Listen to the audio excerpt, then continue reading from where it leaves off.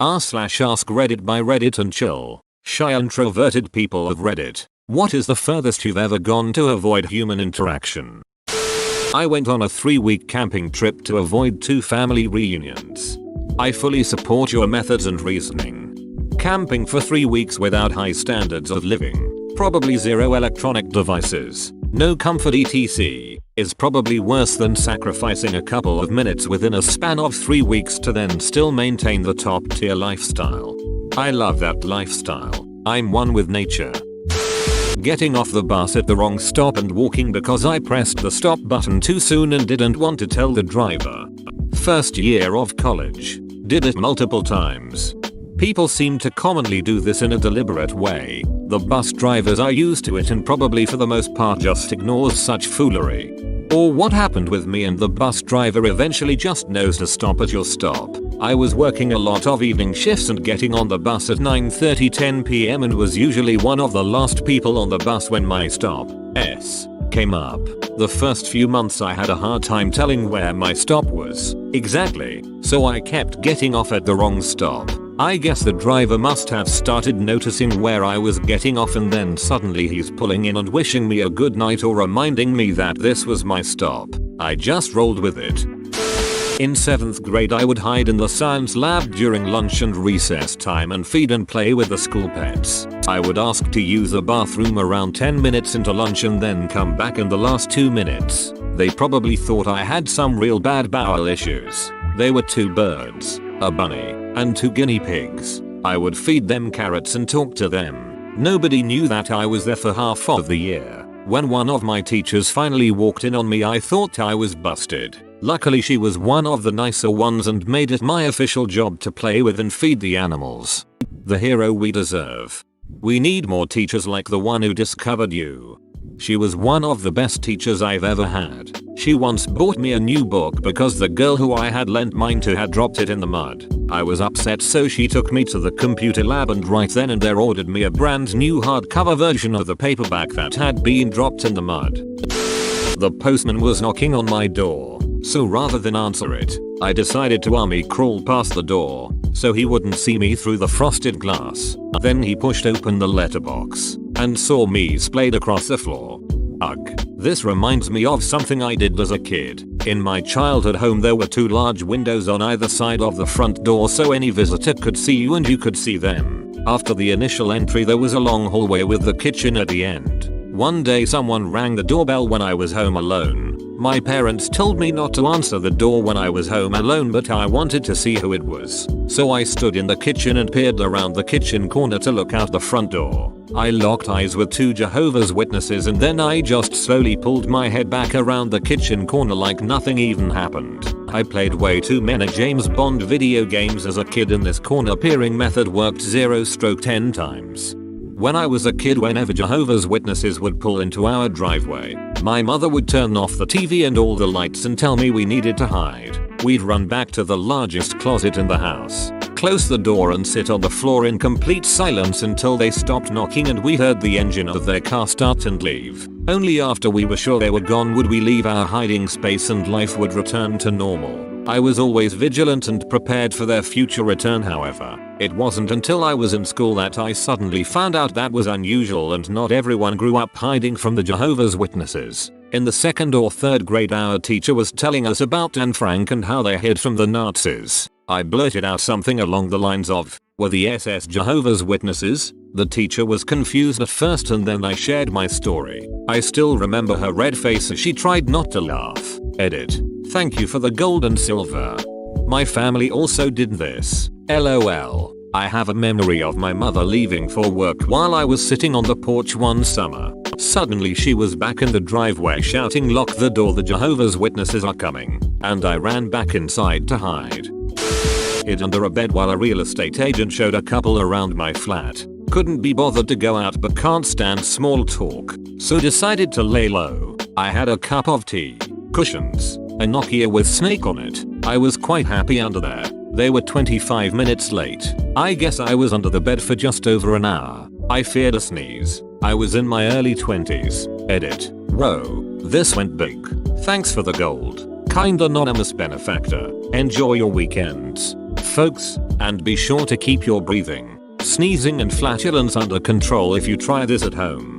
Not that it has any bearing on this. I had a realtor show me a house once, and while I was looking around I opened the attic access and bam, there was a whole family quietly sitting in the attic. I assume the owners. I looked at them. They looked at me. Not a word was said. I closed up the attic and then decided it was time to GTFO. Were you, by chance, looking for houses in Amsterdam, circa 1944? Accidentally got a family murdered while showing houses. Amma. I once spent a weekend in a hotel because I just wanted to be alone and chill, reading books and watching TV. The people I lived with at the time couldn't spend more than an hour on their own with some sort of social interaction. The roomie I have now is like-minded and we can go days without talking, seeing each other, and it's great. Best friend I ever had. We still never talk sometimes. You know you have a great friend when the silence is not uncomfortable. Edit. My most upvoted comment is really meaningful to me. Cool, cool, cool. Every time I feel awkward about not speaking with a person, I remember that it's only awkward if you decide it's awkward. Works like a charm. Not sure about other side, but well, it's not me who feel awkward. I went to an empty room and stood in the dark for 45 minutes to avoid a team bonding event. I am 95% sure I've done that at least 5 times this year. Team bonding is the absolute worst for an introvert. And icebreakers. Lived in a loft downtown on the 3rd floor. The amount of times I used the stairs in effort to not being trapped on an elevator with a stranger is too many to count. One time there was a family moving in. I walked all the way around the building to the opposite side's entrance to get into the building. Then they were using the elevators. So I took the stairs. Then they were on my floor moving shit in. I didn't want it to look like I was trying this hard to avoid them. So I said, whoops, wrong floor, and walked up 2 extra floors and waited 10 minutes before going back down to see if they were gone. What should have taken me 5 minutes took me close to 30 to get in my apartment. That's when I realized I might have a problem. Okay folks, that's a wrap. This clearly won. I didn't order a wrap. Please leave. Wait, but if the family is moving in, won't then eventually see you again on the same floor? My roommate threw a party at my house and I hid from everyone. There's only one front door and everyone would see me if I left and would want to talk to me. I avoided eating that whole night because I didn't want to walk by the party to get food. My car was trapped between other cars. I ended up jumping out of a 2nd-story window and walking 3 miles to a 7-Eleven. I ended up jumping out of a 2nd-story window and walking 3 miles to a 7-Eleven. LOL. But when you got back the party was over? Since I told my roommate to tell everyone at the party I was out with other friends. When I walked back from 7-Eleven I came through the front door so it really looked like I was never home. Actually got away with it. Then I hit the yawn "it's been a long night" bye and went straight to my room. There was only a front door in the place I was living and there was a very large crowd of neighbors outside having some sort of social gathering, BBQ or something. I really needed to pick up some food for dinner, but really didn't want to interact with them. So I jumped out the living room window, walked the long way around the neighborhood to get to the store. Thankfully they kept the party out front so that when I came back I could sneak back in through the window. I failed an important test once because I was too scared to ask the teacher for a pencil. I peed on myself in 4th grade because I was too scared to ask. Only cool kids pee themselves, you know. Okay, Miles Davis. Going through the drive-thru just to park and eat alone in my car. Ugh, yes. I do this a lot. Or even if I have to pick the food up, I will take it to my car and find a spot away from everyone where I can eat in peace. LOL, yup. I just can't handle the noise and humans. I just want to sit in my car in peace and watch YouTube. Rather than associate with my nosy aunt when I lived with her, I told her I was going out for a while, moved my car up the street, and sat in it watching Netflix on my phone for a couple hours. Edit. Spelling. I do this now because my parents are on the verge of divorce and I'm the only child in the house. I ducking hate it. Edit. Thank you much to those that are sending their condolences. I commented this in light-hearted fun of my situation. Now, at the moment of this edit, I sit in a dark room, teary-eyed because I didn't and never really expect support for this. Edit 2. Thank you for your support. I have never received a gold dinghy nor a message from another user until today. This is a bit of an emotional overhaul for me RN. The plot twist is that this is a post to discuss distancing and isolation. Edit 3. OMG. Silver. Gold. And platinum. Pulls out scroll. Taps mic. I'd like to thank the u/of Reddit, my parent for providing me this experience and Reddit itself for giving us the platform. When I was 12, a man in a suit I didn't know knocked on the door. I could see him through the front room window, so I hid behind the chair, looked up to see if he had gone, made eye contact, stayed where I was. Wasn't the last time it happened. That was yourself from the future. I'm 29. Guy knocked on my door and I looked out the peephole and he was looking directly, gazing into it back at me, so I ducked and crouched at the base of the door, and then he opened the mail slot to look, and which was right above me, and I just laid on the ground until he went away. Opening the letterbox to see in. That's so creepy, WTF. I never answer the door unless I'm expecting someone. Just today actually, my neighbor was knocking on my door this morning and I didn't answer. When it was time to head to work I realized I didn't have my keys. I think my neighbor found them and was trying to return them. Edit. Added a little more to the above and included an update below. Update. Sure enough, I left my keys in the door last night and my neighbor was nice enough to try to return them. But since I never answer my door, he took them to the front office. Let this be a lesson to my fellow introverts. Don't leave your keys in your door. Also, thank you for the PMs. I ignore knocks on my door too for the most part, but that's because my upstairs neighbor will walk in when I open the door, then proceed to ducking stay and talk for a ducking hour even if I'm in the middle of dinner. I think they recently legalized murder in this situation. I read this elsewhere on Reddit. When you answer the door, have a jacket in your hand. Then, if you don't want to talk to whomever it was, just throw on your jacket and act like you're leaving so they'll go away. If you do want to talk to the person, like that happens, you can just hang the coat up and act like you just got home. I'm not as shy and introverted as I used to be, but now I have moods where I do not even want to see a single person until the mood has passed. When I was living in dorms in college, I would stand in my closet or bathroom for hours just so I wouldn't have to see the people talking in my room. I ended up hearing a lot of conversations I shouldn't have heard because nobody ever knew I was there, LOL. You can always tell a Milford man. Edit. Row. My first gold. Thanks. Save it for the talk room. Son. What kind of conversations? Edit. How the duck is this my most upvoted comment? I wear headphones all the time, even if they're off, not plugged in. I'm so much more productive at work. People at the gym let me be, and people on the street leave me alone on my walk home. I do that and people still bug me. On the train, people will wave in front of my face to get my attention, to usually ask for directions. I was standing in between train carriages a few weeks back. There were no seats left and the area I was standing in was really busy, full of people. So started reading a book to avoid conversation and eye contact. Minding my own business, you know. Random guy gets on after about 10 minutes and starts talking to me. He picks me out of the whole damn carriage. I was the only one reading. He wants to know what the book is about initially and then wants a conversation about films, music and more. Ducking nightmare journey.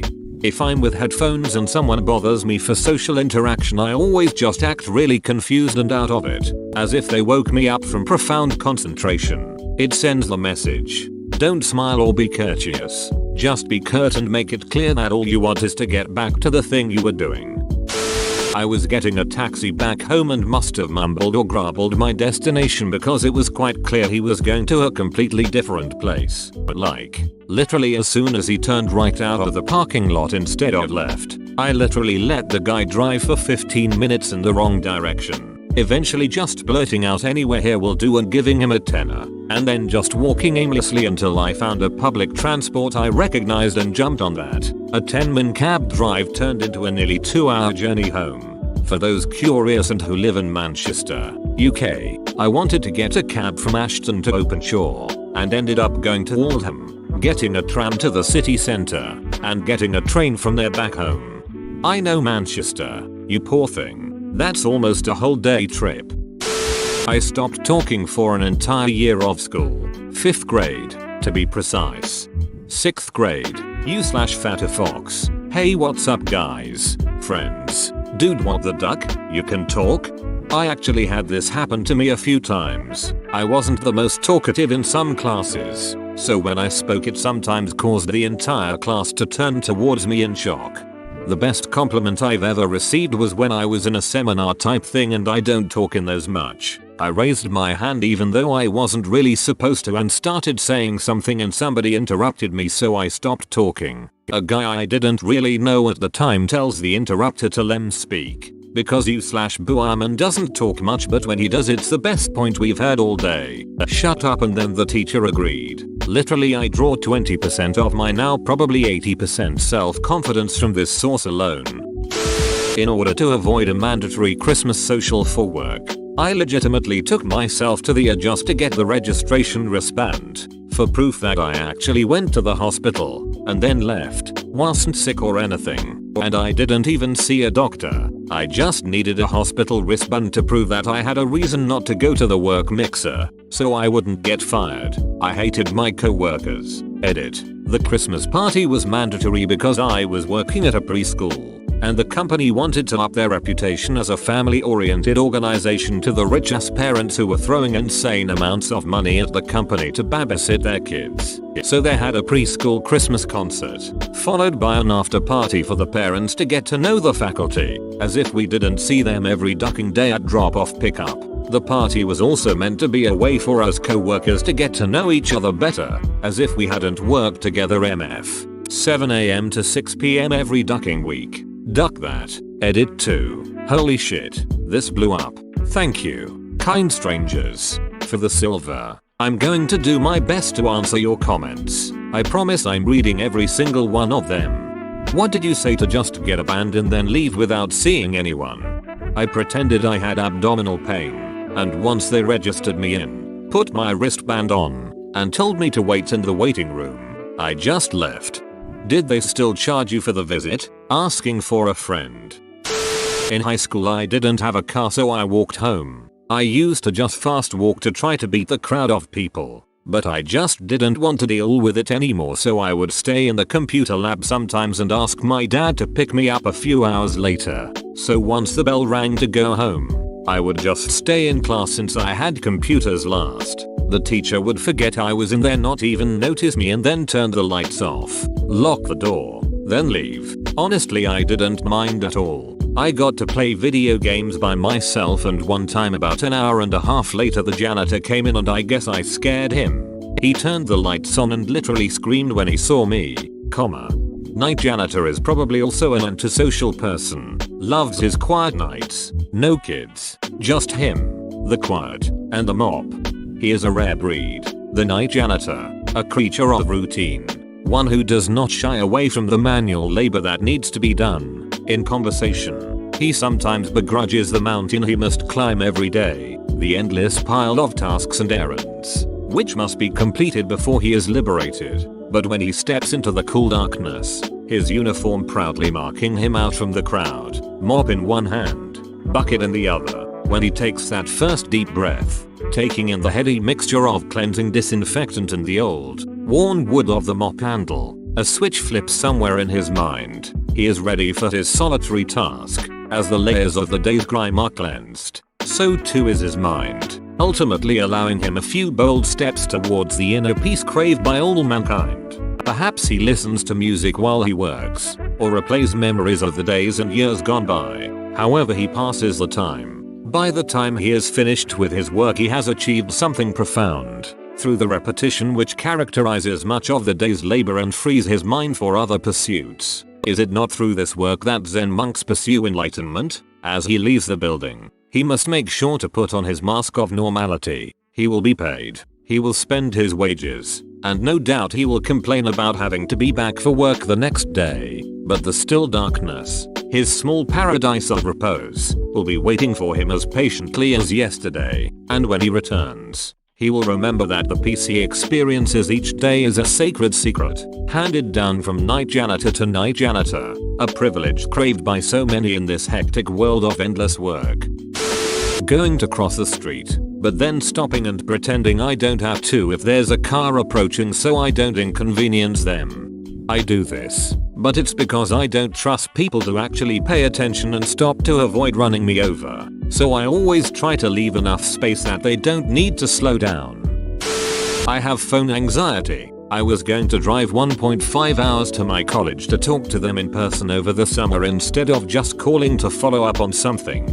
I'm not really introverted or shy, but I hate phone calls. I never know what to say, and I always end up talking over people when they pick up. I also dread leaving voicemails. They always sound stupid. I routinely cross streets or turn down streets that are in the wrong direction of where I'm going to avoid awkward interactions with vehicles as a pedestrian. Please don't stop and give me that it's okay to go. Wave when there's still traffic barreling down the opposite side of the street and you're the only vehicle trying to be courteous. I appreciate what you're trying to do, but it would be easier for everyone if you just kept driving. If my intention is to cross the street and a car is coming by, I keep walking until it passes on the off chance that it tries to stop for me. Killed my already dead grandma a couple of times to get out of social events. That's pretty extreme. Hey man, you gonna make it to the party? Say, I can't. I have plans to murder grandma instead. That's exactly how it goes down. Hahaha. Sorry, I can't go. My grandma died. You said that 3 months ago. Well yeah, she's still dead. When I was in the military I volunteered for a deployment to get out of going to a wedding. MREs and random rockets, mortars, wedding receptions. Back when I had roommates I didn't know very well, I'd spend all day in my room without meals to avoid awkward pleasantries. Then I'd get really hungry, but the prospect of explaining why I'd spent all day in my room kept me inside. Then they'd text me and ask if I was okay, and I'd say yep, just keeping busy with some projects. And they'd ask if I'd eaten anything since they hadn't seen me, and I'd say yep. Trust me, I'd never go without food. Then I'd wake up at midnight and steal my own food from the fridge. Ducking like and subscribe.